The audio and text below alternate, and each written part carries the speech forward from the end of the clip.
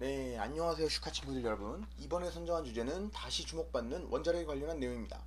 요즘에 원자력 핫하죠. 그 막 유럽에서 신재생 에너지 추진한다고 원자력 발전소 막 해체한다 어쩐다 그러더니 또 원전 증설하겠다 막 이러잖아요. 아마 왜인지는 다들 아실 테지만 그 우크라이나 러시아 전쟁 이걸로 신재생 에너지가 좀 가셨죠? 헷가닥하셨죠? 원래 이게 신재생 에너지 인프라 짓고 기술 개발하고 하면서 과도기적으로 기존 발전제들 중에서 그나마 환경오염이 덜한 천연가스를 썼거든요. 그런데 여러분들도 아시다시피 천연가스 수출량 1위인 러시아가 우크라이나 러시아 전쟁이 발발하면서 천연가스를 무기화했죠. 유럽이 천연가스 의존도가 굉장히 높은 걸 아니까 러시아가 뭐만 하면 이거 잠가라 밸브를 시전하잖아요. 그러다 보니 불안정성이 생기고 러시아산 가스 공급 축소로 유럽의 가스 현물 가격이 급증하였고, 이에 유럽이 아시아보다 가격이 높게 형성되는 프리미엄 시장으로 전환되었습니다. 원래는 전통적으로 아시아 지역의 가스 가격이 더 높게 형성되어 아시아 프리미엄이라는 용어가 생길 정도로 아시아 지역이 프리미엄 가스 시장이었습니다. 근데 지금 여기 보면은 이 import growth in 2022년 LNG, 이게 지금 유럽 지표가 이 초록색이거든요. 여기 보면 지금 임포트 수입 엄청 많이 들어왔죠. 그 결과 보시는 바와 같이 유럽의 천연가스 재고가 엄청나게 쓰였습니다. 지금 여기 중간에 있는 게 유럽이고요. 최근 5년 사이에 천연가스 재고 수준을 나타낸 그래프인데, 뭐 아니 어느 날 러시아가 갑자기 안 팔면 어떻게 걱정되잖아요. 당장 써야 하는데 막 겨울에 춥잖아.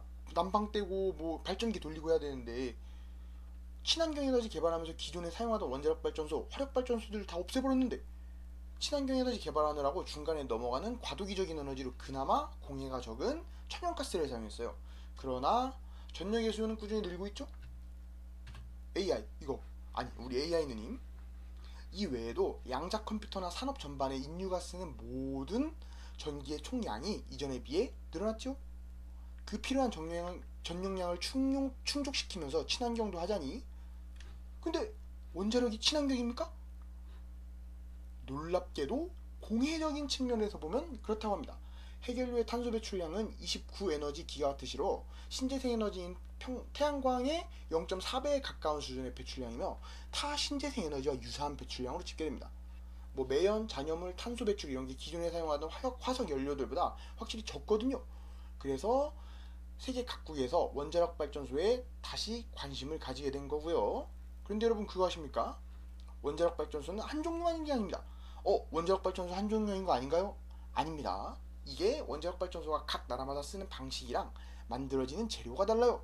이미 아실 분은 아시겠지만 우리나라는 세계에서 가장 보편화되어 있고 안정성이 입증된 원자로를 사용하는데 가압경수로라고 합니다. 이따가 설명드릴 거고요. 그리고 원자력 발전소 하면 대표적으로 떠오르는 게 어딥니까? 바로 여기죠. 네, 맞습니다. 그 막 여기 머리 2개 달린 개구리 나오고 이곳 가서 연못 물 한 모금 떠마시면은 팔이 하나 더 자란다는 그곳, 전 세계인 모두가 알고 있는 바로 체르노빌 원자력 발전소입니다. 여기는 인류 역사에서 지워질 수 없는 대형 사고가 일어났던 장소죠. 인류 최초의 산업용 원자력 사고가 일어난 장소이며 인류 역사상 최악의 방사능 누출 사고가 일어난 장소입니다. 우리가 알고 있는 터진 체르노빌 발전소는 4호기이고요. 흑연, 감속, 비등, 경수로 방식을 사용합니다. 우리나라에 있는 원자력 발전소랑 많이 달라요. 쟤네 거는 캐캐묵은 구식이고 우리나라 건 세핑입니다. 그래서 오늘 주제가 바로 이 소련의 흑연, 감속, 비등, 경수로와 대한민국의 가압 경수로를 비교하는 게 오늘의 주제입니다. 이게 알아보니까 뭐 경수로, 중수로, 가스로 등등 많아요. 근데 오늘 말씀드렸듯이 흑연, 감속, 비등, 경수로와 가압 경수로의 장단점을 비교해 볼 겁니다. 먼저 경수로에는 비등 경수로와 가압 경수로 두 가지로 나뉘는데, 여기 설명을 조금 드리자면 경수는 그냥 일반적인 물을 이야기합니다. 비등은 끓는다는 뜻이고요. 가압은 압력을 가하는 겁니다. 자, 이름부터 좀 읽어보자면, 이름도 굉장히 어려운데 이게 흑연 감속 비등 경수로 LWGR Light Water Graphite Reactor 이라고 불리고요. 이 방식의 흑연 감속 비등 경수로를 소련에서는 이름을 IBM-K 1000이라는 이름을 붙였습니다. 이게 러시아 발음은 Reactor Большой Мощности Каналы, 영어로는 Reactor Big Power Channel 이렇게 부르는 거고요. 네. 어렵다. 그리고 가압 경수로 Pressurized Water Reactor라고 발음을 하고, 일단 체르노빌 원자력 발전소는 비등 정수로고요. 감속재로 흑연이 들어갑니다. 여기 보면 지금 여기 막대들 있잖아요. 이 막대들이 이제 그 감속재인데 이따가 설명을 해드릴 겁니다. 이게 여기서 좀 어려우실 수도 있는데 감속재가 뭐냐? 속도를 줄이는 재료냐? 맞습니다. 속도를 줄이는 재료입니다. 근데 요놈이 웃긴 게 이름이 감속재인데 핵 분열 반응을 증폭시키는 역할을 해요. 좀 헷갈리죠? 이따가 다시 한번 나오니까 그때 설명해드리겠습니다. 원자력 발전소에는 연료로 우라늄 펠릿 형태로 만들어서 사용하는데 이게 노심 안에서 막 돌아다니는 중성자랑 부딪혀서 핵분열을 하고 그 핵분열한 에너지로 물을 끓이고 끓은 물이 증기가 되어 자석으로 만들어진 터빈을 이렇게 빙글빙글빙글 돌리면은 전기가 생산이 된다고 해요. 이게 여기 얘는 이제 수증기, 증기를 통해서 끓은 물이 에너지가 돼가지고 이게 증기를 돌리잖아요. 그 끓은 물은 움직이니까 그 증기로 터빈을 돌리면 그 터빈이 이 비슷한 터빈 모양의 그 자석, 자력을 가진 그런 물체를 빙글빙글 돌리면 이게 전력이 생산이 됩니다. 이게 어떤 원리냐면 이렇게 생겼습니다. 이 사진은 그 삼성 공식 홈페이지에서 가져온 거고요. 이게 고등학교 때 다들 배우셨던, 기억은 안 나시겠지만 과학 시간에 분명히 배우셨던 전자기 유도 법칙이라고 합니다. 끓는 물이 증기가 되어 운동 에너지를 가지고 운동 에너지를 가진 증기가 터빈을 돌립니다. 자력을 띠는 물체를 회전을 시킵니다. 그러면 전기가 발생해요. 전자기 유도 법칙을 통해서 전기가 생산이 됩니다. 얘도 마찬가지로 자석을 빙글빙글빙글 돌리는 거거든요. 이거 무선 충전기 그 원리입니다.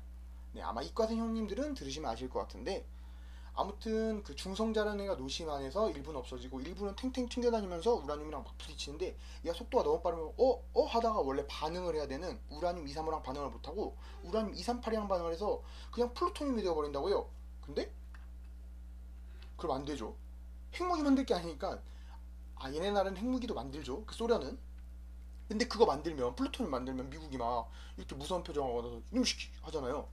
그 왜 석기 시대로 다시 돌아갈 수도 있기 때문에 그게 목적이 아니라 열을 발생시켜서 전기를 만드는 게 목적이기 때문에 너무 빠른 중성자를 적당한 속도로 감속시켜주기 때문에 감속제인 겁니다.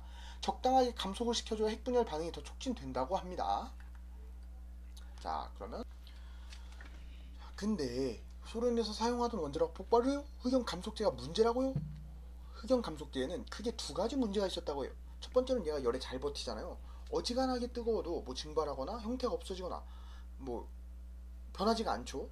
원자로 노심이 과부하돼서 너무 뜨거우면 감속제가 없어져 버리면 반응이 멈출 텐데 얘가 뜨거워도 막 버팅기고 있으니까 한번 과부하되면 계속 핵분열이 촉진되고 또 촉진되고 계속 무한히 반응이 커지기만 하는 거죠.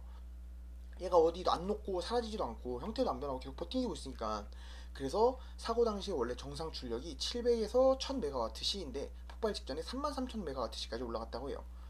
그리고 얘가 어떻게 터진 거냐? 그냥 뜨겁다고 빵 터지진 않을 거 아니에요. 보시면 자, 핵연료가 들어있는 노심 안에는 핵연료랑 냉각수도 같이 들어있는데 물이 증발을 안 되니까 계속 채워줘야 되니까 증발 못하도록 압력관 안에 가둬주는 거죠. 보시면 이 관이 지금 이게 압력관이고 그리고 그 보라색으로 되어 있는 게 흑연 감속제입니다. Graphite Displacer. 그리고 여기 초록색으로 되어 있는 게 바론 아이언 얼로이, 바론 철 합금. 얘가 이제 그 안전장치인 뉴트리온 앱소버, 그 중성자 흡수제입니다. 그리고 물은 워터 쿨런트, 그 냉각제이면서 동시에 뉴트론 업소버, 얘도 마찬가지로 흡수제의 역할을 합니다. 지금 이 빨간색이 그 연료봉이고요. 네, 마저 이야기하면 안에서 뱅글뱅글 뜨거워졌다가 식었다가 하도록. 그런데 아시다시피 온도가 올라가면 부피가 늘어나죠. 에너지가 증가하면 원자가 운동을 더 활발하게 할 테니까 부피가 계속 늘어나다 보면 기체가 돼서 홀로홀로 막 사방팔방 퍼지는 건데 그걸 못하도록 압력관이 물을 딱 잡고 있는 거잖아요. 뜨거워도 부피가 커지지 못하도록. 그러려면 압력관 내부가 얼마나 압력이 높겠습니까? 그런데 계속 뜨거워지는 걸 못 버틴 핵연료를 격리해둔 연료봉이 변형이 되면서 파손이 되고 내부에 있는 초고온의 핵연료가 냉각수랑 직접적으로 닿으면서 임계점을 넘어설 정도로 압력이 높아졌고 액체였던 물이 순식간에 기체가 되면서 팽창을 하니까 결국 압력관 밖으로 초고압의 냉각수가 노출되는 동시에 펑 하고 터진 게 1차 폭발이라고 합니다. 그 이후에는 핵연료를 감싸고 있던 피복제인 지르칼로이라고 하는 고온 수증기와 반응해서 지르칼로이라고 하는 합금이 고온 수증기와 반응해서 산화하면서 수소가 생긴다고 합니다. 이 핵 연료를 감싸고 있는 그 피복제 중에 지르칼로이라고 그 지르코늄이랑 아마도 텅스텐, 지르코늄 텅스텐 합금인 걸로 알고 있습니다. 그런 금속이 있는데 걔가 고온 수증기랑 만나면은 수소가 생긴다고 해요. 그게 이제 터진 게 2차 폭발로 추정하는 게 일반적인 분석입니다. 다른 분석 및 가설들도 있습니다만 이게 가장 정설에 가깝게 받아들여지는 것 같아요. 일단 첫 번째로는 감속제가 흑연이었다는 점, 두 번째로는 안전장치와 감속제가 하나의 제어봉에서 작동했던 게 문제였는데요. 그러니까 저 비엔나 소세지 같이 주렁주렁 달려있는 친구들이 제어봉이고요. 그 중앙에 이 분소가 안전장치가 위치하면 비상 안전장치가 되는 건데, 중앙에 이 흑연이 위치하면 활발하게 촉진이 되는 겁니다. 근데 구조를 보시면 아시겠지만 제어봉 안전장치를 작동시키는 동안 이 흑연 감속제가 필연적으로 먼저 중앙에 도달할 수밖에 없어요. 다 빼놓으면 이 흑연 감속제가 먼저 중앙에 도달해 버려서 원치 않은 타이밍에 감속제로서의 역할을 훌륭하게 해버린 겁니다. 제어봉이 안전장치가 다 들어가기 전에 흑연이 일을 버려버린 거죠. 게다가 저 제어봉이 들어가면서 그 자리에 있던 물까지 밀어내버린 겁니다. 물은 이때까지만 해도 훌륭하게 냉각제이면서 흡수제의 일을 해내고 있었어요. 이렇게 제어봉이 밀고 들어가면서 그마저도 버텨주고 있던 물을 밀어내버렸으니 상황이 더 악화된 거죠. 심지어는 저 제어봉이 내려가는 데에도 끝까지 빼버리면 다시 완전히 들어가는데 18초가 걸린다고 해요. 이게 두 번째 설계의 결함입니다. 이 이후에 제어봉 운전 시간이 18초에서 12초로 줄어들었고요. 제어봉 개수가 늘어났고 제어봉이 들어가도 냉각제가 충분히 남아있을 수 있도록 개선이 되었다고 합니다. 그런데 충격적이게도 당시 저 테스트를 하던 실무자들은 원자로 설계를 몰랐다고 합니다. 일단 테스트를 맡은 인원들이 비원자력 부문의 테스트라고 판단되어서 원자력 안전부서와 충분한 소통이 없이 진행이 되었고요. 당시 냉전인 소련에서 그 누구보다 빠르게 흑연 감속 비등 경수로라는 상품을 성공적으로 완성해서 과학 승리를 이뤄내고 세계 각국에 팔고 상업화시키고 싶어 했던 이유 때문에 설계 결함을 숨겼던 거라고 해요. 그리고 또 원래는 이 테스트가 낮에 진행이 되었어야 되는데 낮에는 전력을 많이 쓰니까 전력 많이 쓰는 와중에 그 테스트한다고 출력을 줄여버리면 안 되니까 새벽에 하는 걸로 시간을 옮겼다고요. 그렇게 새벽으로 옮기면서 그 교대하는 인원들끼리도 잘 소통이 업무의 인수인계가 잘 이루어지지 않은 거죠.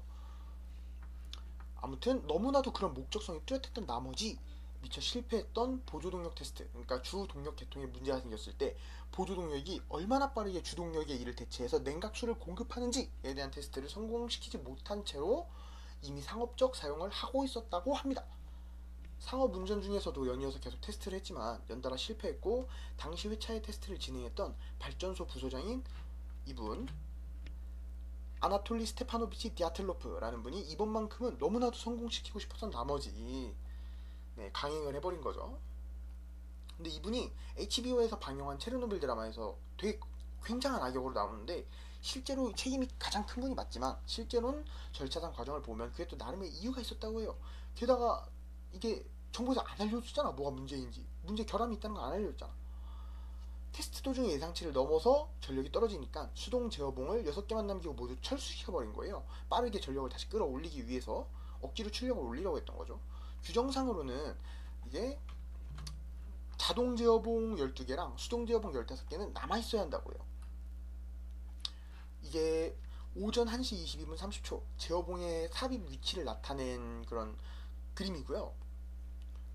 여기 보시면 녹색으로 되어 있는 게 그 수동 제어봉입니다. 조작할 수 있는. 그리고 이 자동제어봉은 자기가 알아서 그 조작이 되는, 오토로 조작이 되는 그런 제어봉인데, 원래 이 녹색 제어봉이 15개까지는 남아 있어야 한다고요. 근데 이거를 6개 빼고 다 빼버린 겁니다. 뭐 실적이니까, 자기 실적이니까. 그리고 심지어 이게 터질 수 있다는 걸 정부에서 말도 안 해줬잖아. 설계자들이 말을 안 해줬잖아. 아니 이걸 말 안 해주면 어떻게 누가 책임지라고. 그게 좀 너무했다. 아무튼 이렇게 체르노빌 발전소 폭발 사고는 우연과 인재와 욕심이 겹쳐서 비극이 되었습니다. 자, 다음으로는 이건 좀 사회적으로 민감할 수도 있는 문제인데요. 사실 걱정했던 것보다, 그리고 흔히 알고 계시는 내용보다 방사성 물질 확산에 의한 피해는 미미했다고 합니다. 굉장히 다행이죠. 체르노빌 사건 이후 기형아가 나왔다, 뭐 방사성 질병으로 몇만 명이 사망했다, 이런 이야기를 많이 들어보셨을 거예요. 세계 원자력 협회에 따르면 IAEA에 의해 2003년 2월 설립된 포럼이며 WHO가 주관하는 환경과 보건 두 부분에서 두 전문가 그룹이 작성한 보고서의 포럼 연구 결론으로는 갑상선암 증가와 별도로 사고 14년 동안 방사성 노출로 인해 공중보건에 주요 영향을 주었다는 증거는 없다고 합니다. 전반적인 암 발병률이나 사망률 또한 비암 환자 증가에 대한 과학적인 증거가 없다고 합니다. 방사성 유발 백혈병의 잠복기는 보통 5에서 7년인데 사고로 인한 잠재적 백혈병 사례는 이미 발생했을 텐데 백혈병이 증가할 것으로 예상되는 청소 작업자들 사이에서도 다행스럽게도 백혈병이 증가한다는 증거는 거의 없었습니다. 이 외에도 유엔 원자 방사성 영향 과학위원회는 다음과 같이 말했습니다. 인구의 대다수가 체르노빌 사고로 인한 방사성으로 인한 심각한 건강상의 결과를 겪을 가능성은 없습니다. 오히려 체르노빌 포럼 보고서는 방사능 위협, 즉 걱정이나 우려에 의한 정신적 문제로 흡연 및 알코올 남용이 더 심각하게 나타났다고 해요. 그리고 갑상선암의 증가조차도 체르노빌 토착민들의 원래부터 요오드 함유된 식단이 없고 식생에도 그런 식재료가 별로 없는 게 갑상선암이 체르노빌 지역 사람들한테 많이 발생한 이유라고 해요. 사실 원래 그 지역 사람들이 갑상선암이 위와 같은 이유로 영양불균형을 자주 발생을 하고 체르노빌 이후에 그 건강에 대한 염려 때문에 병원에 검사를 하러 오니까, 그리고 또 국가적 차원에서도 이제 검사 같은 걸 계속 뭐 약간 반강제적으로 지원을 해주니까 통계가 많아진 거라고 합니다. 그러니까 체르노빌 사고 때문에 영양 불균형이라는 걸 알아버린 거죠. 한국 사람들은 누가 안 시켜도 알아서 미역에 다시마에 초장 찍어서 밥에 싸먹고 그러는데, 그죠? 막 미역 다시마 이런 애들이 그렇게 해조류들이 요오드가 많다는데 거기 사는 자네들은 얼마나 이게 좋은 식재인지도 모르고 말이야. 안 먹어봐서 그래, 안 먹어봐서. 자, 아무튼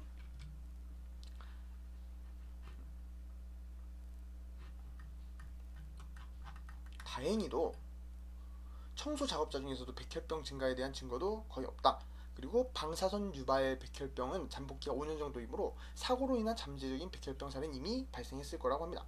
아까 말씀드렸지만 그 가장 높은 복용량을 받은 청소 작업자 중 소수는 장기적으로 고형암 발병 위험이 약간 증가했을 수도 있다고 합니다. 그러나 지금까지 그러한 암이 발병했다는 증거는 없고, 그럼에도 분명한 사실은 2018년 보고서에 따르면 1991년부터 2015년까지 사고 당시에 18세 이하 환자 중 약 2만 명 정도가 갑상선암이 진단되었다고 합니다. 방사성으로 인해 아마도 발생할 수 있으며 이 비율은 초기에는 더 높았고 이후에는 낮았을 가능성이 있다고 밝혔습니다. 1986년 이때가 그 체르노빌 원자력 발전 사고가 일어난 시기고요. 그로부터 한 5년 정도 되는 기간이 뭐 이 정도인데 이 기간 동안 그렇게 크게 늘어나지 않았다는 겁니다. 여기서 늘어난 거는 이제 검사를 많이 받았기 때문에 늘어났다고 그렇게 좀 평가를 하고 있는 것 같고요. 자, 그리고 별도로 실제 방사선에 의한 환경오염 피해를 받은 경우는 치즈를 많이 먹어서 그렇다고 합니다. 이게 소가 요오드 131이라는 방사성 물질에 오염된 풀을 먹고 우유를 생산하고 이 우유를 기타 유제품 치즈로 만들면 원래 요오드 131의 반감기인 8일이 81로 10배나 올라간다고요. 게다가 또 체르노빌에서 요오드 결핍이 만연했던 것도 그렇고 이 유제품이 검역이 또 안 됐습니다. 제대로. 그 당시에 이 사실을 잘 몰랐던 거죠. 근데 이거보다 더 슬픈 건 방사능에 의한 기형아에 대한 걱정 때문에 당시에 유럽과 소련에서 100만 건 이상의 그 건강 염려증으로 인한 낙태가 이루어졌다고 합니다. 애기가 뭐 기형아로 태어날까봐 그런 게 걱정이 되니까 낙태가 많이 이루어졌다고 해요. 그러나 안타깝게도 현장에서는 29명이 사망했지만 175명, 총 86%를 구출할 수 있었으며 체르노빌에서 즉시 사망한 2명을 포함하면 31명이 사망했습니다. 체르노빌 관련 즉각적인 사망자 31명은 안타깝지만 오히려 이게 다른 발전산업 사고에 비교해서 현저히 적은 수치라고 합니다. 204명의 피해자를 치료한 성과는 굉장히 좋았던 성과라고 해요. 이 자료는 미국 암 연구 가능물 자료인 더 캔서 레터에서 발췌했습니다. 오히려 조혈모 세포 이식 항암 치료거든요. 그거를 실시할 때 일반적으로 체르노빌 피해자의 90%가 받는 것보다 훨씬 더 높은 방사선량에 노출이 된다고 합니다. 일례로 약 1,500명의 광부들이 목숨을 잃는 1942년 중국 번시우 탄광 참사, 1975년 반차오 댐 사고 등의 예시가 있고, 매년 약 15,000명이 석탄 채굴 중에 사망하며 실제 숫자는 이것보다 훨씬 더 높을 수 있지만, 이 수치는 석탄 노동자들의 진폐증, 흑색 폐질환이라고 해요. 이런 직업적 위험으로 인한 질병을 고려하지 않은 수치가 이 정도예요. 현충일 동안 미국인들이 현충일 동안 고속도로에서 약 400명 정도 사망할 것으로 추정이 됩니다. 그와 비교해서 원자력 발전은 의외로 사고로부터 굉장히 안전한데요. 와트시 생산 단위당 0.03명의 사상자를 내는 발전 방법이라고 합니다. 태양광이랑 비슷해요. 태양광이랑 비슷한 정도로 사망자를 낸다고 합니다. 물론 작업 중에 누군가 돌아가신다는 것 자체가 굉장히 슬픈 일입니다만 상대적으로 압도적으로 안전하지 않습니까? 심지어 고장도 적습니다. 한국전력거래소 자료입니다. 심지어 이제 다른 화력발전이나 친환경 발전에 비해서 고장도 적어요. 보셨다시피 전기를 생산하는 작업은 항상 위험하고 원자력 에너지에서만 그런 건 아닙니다. 이러한 영향으로 체르노빌 원자력 발전소 사고 이후 대중들이 방사능에 대한 경각심이 올라갔고, 원자력 발전소 설계에서 안정성과 예방에 대한 부분에서도 크게 발전을 이루었습니다. 이러한 경각심이 제대로 기술 발전에 적용되어서 효과를 발휘한 사례도 있는데요. 바로 1979년 미국 스리마일 섬 사고가 있습니다. 3입니다. 3. 숫자 3할 때 그 3. 3마일 섬이에요. 이건 누출 사고가 아닙니다. 완벽하게 제어된 방사능 사고고, 체르노빌 원자력 발전소와 마찬가지로 노심 융용 단계까지 진행이 되었으나 원자로가 파괴되는 동안 모든 방사능은 외부 유출 없이 설계대로 억제되었으며 사망이나 부상은 없었습니다. 피폭도 없었고요. 3마일 원자력 발전소는 비교적 현대에 만들어졌으며 안정성이 증가된 가압경수를 사용한 국가들에게 사고 대비를 위한 분석적 자료로 사용이 된다고 합니다. 이 부분에 대해서 만약에 더 관심이 있으시다면 이후에 따로 다뤄보도록 하겠고요. 자, 다음으로 넘어가면 드디어 여기까지 왔습니다. 한국의 가압경수로, 현재 한국에서 가장 많이 채용하고 있는 원자로고요. 자, 그럼 이제 한국에서 현재 사용되고 있는 원자로에 대해 알아보도록 하죠. 사실 가압경수로 말고 한국에는 또 중수로라고 사용하는 게 있는데, 알아보니까 얘는 초기 비용, 건축 비용이나 그러니까 가성비 문제로 경제성이 떨어져서 앞으로 증설할 계획은 없는 것 같습니다. 우리나라에선 경주시에 위치한 월성 1, 2, 3, 4, 5만이 가압중수로를 사용하고 있고, 나머지는 다 가압경수로를 사용한다고 합니다. 그중 월성 1호는 작동 중지되었고요. 만약 여러분들께서 관심이 있으시다면 중수로에 대한 내용이나 가스로에 대한 내용도 이후에 다뤄보도록 하겠습니다. 저는 교수님들처럼 해결책 내놓고 책임지는 게 아니라 얕은 지식으로 요래요래 뽀짝한 모자 쓰고 정보만 알려주는 유튜버니까요. 자, 우리나라는 거의 대부분 원자력 발전소가 가압 경수로이고, 전 세계적으로도 대부분 원자력 발전소 하면 가압 경수로가 일반적이라고 합니다. 그 이유는 뛰어난 안정성 때문이죠. 가압 경수로는 압력을 가해서 끓지 못하는 상태로 만들어 놓은 고압의 물을 감속제인 동시에 냉각제로 사용합니다. 다시 리마인드 해보자면, 감속제는 중성자를 느리게 만들어서 핵분열하기 알맞은 속도로 만들어주는 거라고 했죠. 핵분열을 촉진시켜주는 역할을 하고, 여기서는 물이 핵분열을 촉진시켜주는 역할을 합니다. 근데 사실 물은 중성자를 흡수하기도 하기 때문에, 흡수제이기도 하기 때문에 효율이 높은 감속제는 아니지만 대신에 엄청난 장점이 있습니다. 열 효율이 낮은 대신에 엄청난 장점이 있어요. 물 분자의 밀도가 높을수록 중성자의 속도를 느리게 만들어주는데, 이게 당연하게 고속도로에 차가 많으면 빽빽하게 차 있으면 칼치기 하기 힘들지 않습니까? 그렇겠죠? 그런 거죠. 그렇기 때문에 물은 뜨거워지면 부피가 커지죠? 팽창하니까. 질량이 같은데 부피가 커진다는 건 밀도가 낮아진다는 거죠.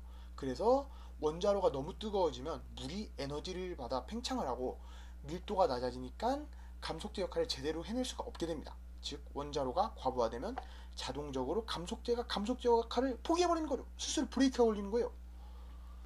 거기에 더해서 가압경수로는 끌 수 없는 이 1차 계통의 수로와, 그러니까 완전한 압력관이라서 여기서 물이 아무리 높은 온도로 나와도 끓지 않습니다.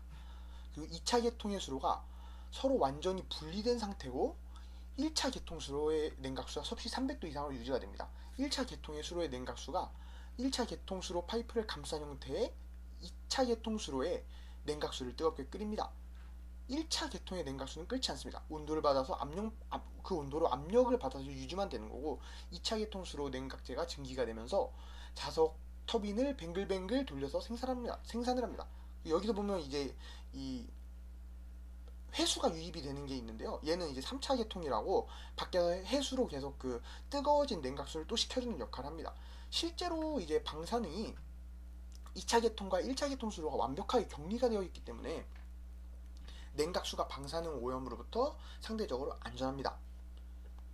거기다가 너무 뜨거워지면 자기가 알아서 절제도 합니다. 알아서 휴가 내고 쉬어요. 감속제가 일을 안 한대요.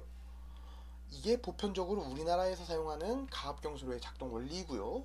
거기다가 예전 사고 당시 체르노빌 원자력 발전소와 달리 우리나라는 원전의 외부에 엄청난 두께의 콘크리트 벽, 방호벽, 지붕까지 만들어줍니다. 그 체르노빌 같은 경우에는 그냥 거의 사업 건물 같은 회사 건물 같은 수준에서 그런 방호 시설 정도에서 그 원전을 운행을 했던 거고요. 뭐 스리마일 섬이나 우리나라의 이 가압경수 같은 고리 원전 이런 경우에는 그 굉장한 두께의 굉장한 그 다중 안전 설비를 가진 방어 설계를 가진 그 외벽들로 차폐를 해놓습니다. 안에서 펑 터져도 절대 못 새어나오도록 로신부터 시작해서 외벽까지 무려 5중 방어구역으로 외벽은 120cm의 두께의 콘크리트라고 해요. 심지어 원전마다 조금씩 다르긴 한데 최대 진도 7.0의 지진까지도 견뎌낸다고 합니다. 세월 3호기 4호기라고 합니다. 자랑스럽죠? 뭐 이 정도면 거의 핵bun커 아닌가? 핵전쟁 나면 원자력 발전소로 숨어야겠다. 하긴 사고가 크게 나면 안에서 핵이 터지는데 핵bun커가 아니면 안 되겠구나. 뭐 이 외에도 안정성을 위해 정말 많은 테스트를 거치고 굉장히 신중하게 설계한다고 합니다. 이 자료는 한전 원자력 연료에서 발췌해온 자료고요. 자, 다음으로 넘어가 보겠습니다. 흑연 감속 비등 경수와 가압 경수로의 장단점을 비교하는 건데요. 흑연 감속 비등 경수를 수로를 1차 개통만 사용하여 흑연으로 인한 높은 양의 반응도로 열 효율이 높고 낮은 농축도의 우라늄을 핵연료로 사용이 가능합니다. 가압 경수로와 비교했을 때 비교적 소형 압력 용기를 사용하기 때문에 설계 비용이 저렴합니다. 플루토늄을 생산할 수 있습니다. 근데 이게 미국 동맹인 입장에서는 장점이 아니죠. 두들겨 맞으니까. 운전 중 연료봉 교체가 가능합니다. 단점은 흑연은 금속이기 때문에 경수에 비해 열에 강합니다. 경수 감속제는 원자로가 과부하되어 높은 열에 의해 손실되면 핵분열을 멈추게 되지만 흑연 감속제는 손실되지 않은 상태로 원자로를 통제할 수 없는 상황에서 계속 핵분열 반응을 촉진시키기 때문에 안정성이 떨어집니다. 장비가 방사선 조건에서 작동하므로 사람이 직접 작동하기가 어렵고 경미한 사고가 발생하더라도 방사능 오염원으로 작용합니다. 노심 때문에 사용된 금속 구조 자재가 해체 후에도 남아 방사능 폐기물로 남기 때문에 원자력 발전소 해체 이후에 많은 양의 폐기물이 발생합니다. 자, 가압 경수로는 원자로 출력의 증가 속도보다 발전 출력 증가 속도가 느리므로 원자로를 안정적으로 제어할 수 있습니다. 수로가 1차 계통과 2차 계통으로 분리되어 있으므로 방사성 물질에 의한 오염 발생이 적습니다. 원자로는 전원이 끊어지면 원자로를 수동으로 제어할 수 있습니다. 제어봉이 전자석으로 고정되므로 전력이 소실되면 제어봉이 중력에 의해 아래로 자동으로 삽입됩니다. 완전히 삽입될 경우 원자로의 핵 반응은 멈출 수 있습니다. 소형화가 쉬우므로 원자력 잠수함, 항공모함 등 군용 원자로에 사용이 됩니다. 단점은 가압 경수는 1차 계통에서 증기를 발생시키지 않으나 열 교환을 통해 2차 계통에서 증기를 발생시켜 이를 발전에 활용하기 때문에 1차 계통에서 물을 300도로 유지하려면 냉각수를 가압해야 되는데 이를 위해 고강도 배관과 고압용기가 필요하므로 건설 비용이 비쌉니다. 건설 비용이 증가합니다. 가압 경수로에서는 대부분 압력이 높게 유지되므로 냉각제 손실 사고에 치명적일 수 있습니다. 이런 장단점들이 있고요. 현재 비등 경수로를 쓰는 나라는 꽤 많지만 흑연 감속 비등 경수로를 쓰는 나라는 현재 러시아밖에 없다고 합니다.